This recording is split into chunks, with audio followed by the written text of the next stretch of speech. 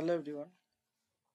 एक पुराना beloved colleague, बहुत प्यारा सा एक कॉलीग था जो बहुत दिन बाद फ़ोन किया एंड सबसे अच्छा लगा। I am overwhelmed for his inquiry regarding a particular topic because वो पेग्माटाइट टेरेन में अभी काम कर रहा है। उसका एक बहुत वैलिड क्वेश्चन था। बोल रहा है उसका जो एरिया है ना, उधर एम्फीबोलाइट एज वेल एज ग्रानाइट, दोनों में पेग्माटाइट है। ठीक है, तो उसका क्वेश्चन है कि एम्फीबोलाइट और ग्रेनाइट में होस्ट जो करने वाला पेग्माटाइट है उसमें से which one is better for lithium.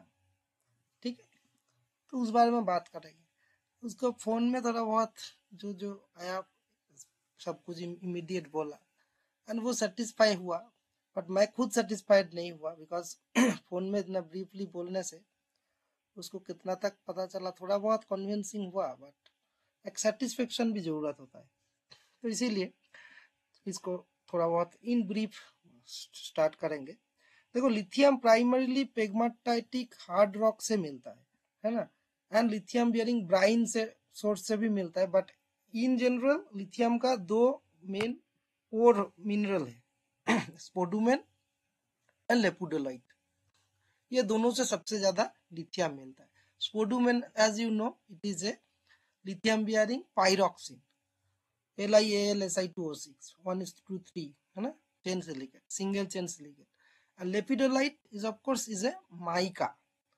Mica में क्या होता है 2:5 ना। ठीक है, माइका क्या सिलिकेट, सीड सिलिकेट। तो लिथियम क्या होता है माइका में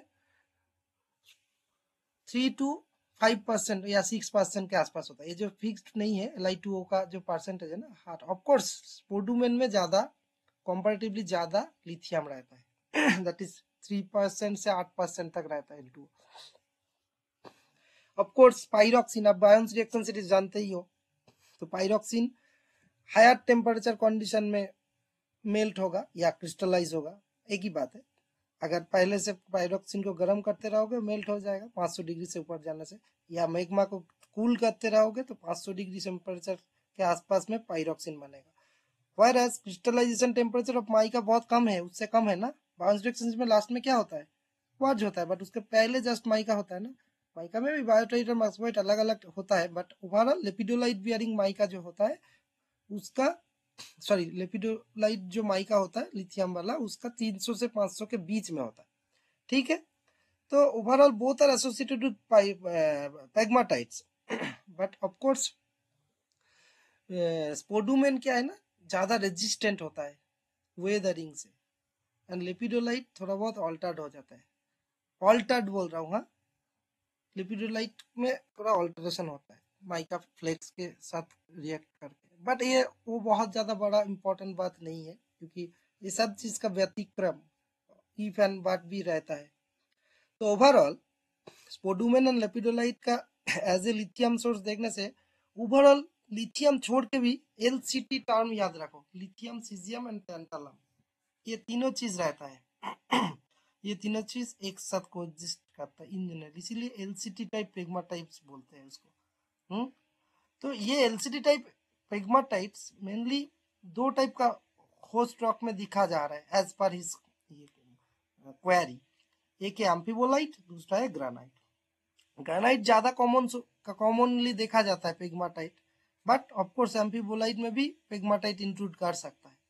नाउ कौन सा बेटर है लिथियम के लिए वो जानने के लिए सबसे पहले एक चीज जानना चाहिए। इधर में आप होस्ट रॉक के बारे में बात कर रहे हो, host rock and source rock are not same.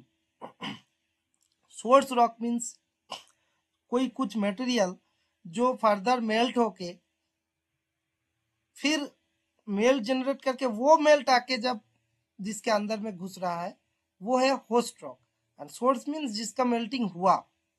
ठीक है, और प्राइमरी सोर्स होने से कोई रॉक ही नहीं, एकदम नीचे से पहले से ही मैग्मा से आ रहा है, कुछ भी हो सकता है ना। तो एस टाइप ग्रेनाइट में भी पेग्माटाइट हो सकता है। एस टाइप मतलब ही तो सेडिमेंट्री सोर्स, पहले सेडिमेंट्री रॉक था, या आई टाइप होने से इग्नियस रॉक था जो कि पार्शियली मेल्ट हुआ। और बायोन्स रिएक्शन के सीरीज का इंपॉर्टेंस यही है कि हमेशा मेल्टिंग जब सोचोगे पार्शियल मेल्टिंग की, बायोन्स रिएक्शन सीरीज में लास्ट में जो होता है वो पहले मेल्ट होके निकल के चला जाएगा, जैसे कि एक टोटल रॉक को गर्म करते करते करते पहले क्वार्ज निकल के चला जाएगा, फिर माइका या मस्कोवाइट, है ना, ऐसा करके होता है। ऐसा करते करते लास्ट में लेफ्ट बिहाइंड पार्ट में वो एफईएमजी मिनरल्स रहता है, सबसे लास्ट में ओलिविन, क्योंकि सबसे पहले ओलिविन क्रिस्टलाइज होता है ना। तो इसीलिए देखो स्पोडुमेन क्या है, पाइरोक्सिन है, एंड ये लेपिडोलाइट इज ए माइका। तो पाइरोक्सिन जो है वो पहले ज्यादा हायर टेम्परेचर में बनता है ना, एज पर बावेंस रिएक्शन सीरीज, एंड इस पाइरोक्सिन में क्या है, एफईएमजी रहेगा। तो इसीलिए एम्फीबोलाइट में अगर सोर्स के हिसाब से देखोगे, not host, again amphibolite rock which is undergoing suppose a anatexis, that is partial melting, उसमें क्या होगा, सबसे पहले क्या होगा, एफईएमजी मिनरल्स थोड़ा ज्यादा है बोल के, अब अगर कुछ भी मेल्टिंग होगा, मेल्टिंग होते होते एक सर्टेन रेंज में क्या होगा, एफईएमजी सप्लाई होगा। तो वो चीज जब फर्दर क्रिस्टलाइज होगा तब ऑफकोर्स माइका के कंपैरिजन में सबसे पहले स्पोडुमिन बनेगा, स्पोडुमिन में लिथियम इनकॉर्पोरेटेड हो जाएगा। वायरस ग्रेनिटिक मेल्ट में तो एफईएमजी है ही नहीं, तो पाइरोक्सिन बनने का लायक एलिमेंट है ही नहीं सप्लाई। तो इसीलिए स्पोडुमेन अगर देखा जाए पर्टिकुलरली स्पोडुमेन, लेकिन एम्फीबोलाइट सोर्स में ज्यादा बनेगा। सोर्स में अगेन एंड अगेन सोर्स के बारे में बात करें, होस्ट बाद में आएंगे, ठीक है। However too higher iron magnesium hinder LCT pegmatite formation, while boron, phosphorus, fluorine, है, these facilitate it। ये चीज बहुत इंपॉर्टेंट है, लेकिन एक बैलेंस चाहिए। आयरन मैग्नीशियम रहने से ऑफकोर्स स्पोडुमेन ज्यादा बनेगा, पर तो फिर ग्रेनिटिक मेल्ट में आयरन मैग्नीशियम होने से हिंडर भी होगा, ठीक है। Amphibolite derived melt are less potassic and richer in MPMGs.